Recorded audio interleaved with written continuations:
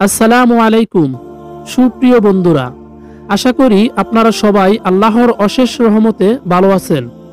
আজ আমরা জানব যে 5 প্রকার পুরুষ জান্নাতে প্রবেশ করবে না। তারা ইহকাল ও পরকালে আল্লাহর রহমত থেকে বিতাড়িত, তারা মালউন, লানত প্রাপ্ত। প্রিয় বন্ধুরা, আশা করি না টেনে সম্পূর্ণ ভিডিওটি দেখে জেনে নিন কারা মালউন, আল্লাহর লানত প্রাপ্ত। 1. ওই সকল পুরুষ মালউন যারা বাবা মাকে গালি দেয়। রাসূল সাল্লাল্লাহু আলাইহি সাল্লাম বলেন, কবিরা গুনাহ সমূহের মধ্যে সবচেয়ে বড় গুনাহ নিজের পিতা মাতাকে লানত করা। জিজ্ঞেস করা হলো, হে আল্লাহর রাসূল, সন্তান আপন পিতামাতাকে কিভাবে লানত করে? তখন রাসূলুল্লাহ সাল্লাল্লাহু আলাইহি সাল্লাম বলেন, সে অন্যের পিতাকে গালি দেয়, তখন সে তার পিতাকে গালি দেয়, এবং সে অন্যের মাকে গালি দেয়, তখন সে তার মাকে গালি দেয়। তারা হলো মালউন, অভিশপ্ত।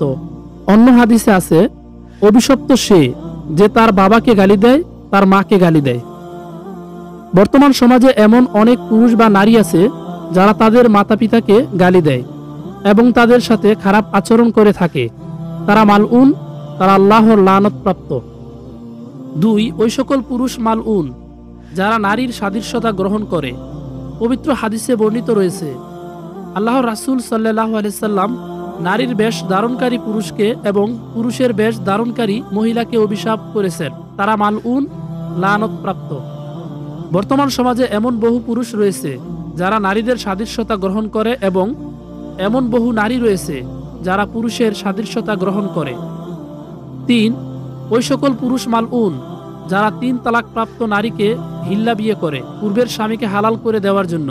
রাসূল সাল্লাল্লাহু আলাইহি সাল্লাম বলেন, যে ব্যক্তি তালাক দেওয়ার উদ্দেশ্যে বিবাহ করে এবং যে স্বামী তালাক দেওয়ার পর পুনরায় গ্রহণের ইচ্ছায় তাকে অন্যের নিকট বিবাহ দিয়ে তার জন্য হালাল করে নেয়, তারা উভয়ই অভিশপ্ত, লানত প্রাপ্ত। 4. ওই সকল পুরুষ মালউন যারা ঘুষ আদান প্রদান করে।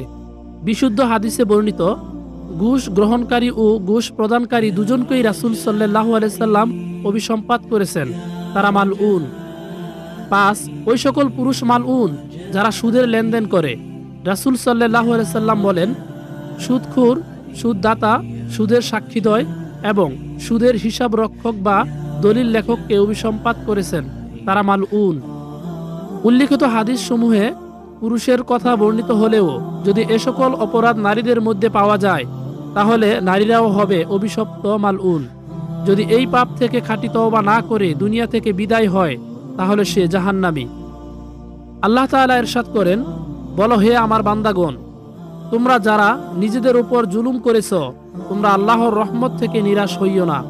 নিশ্চয়ই আল্লাহর সমস্ত গুনাহ মাফ করেন, তিনি ক্ষমাশীল, পরম দয়ালু।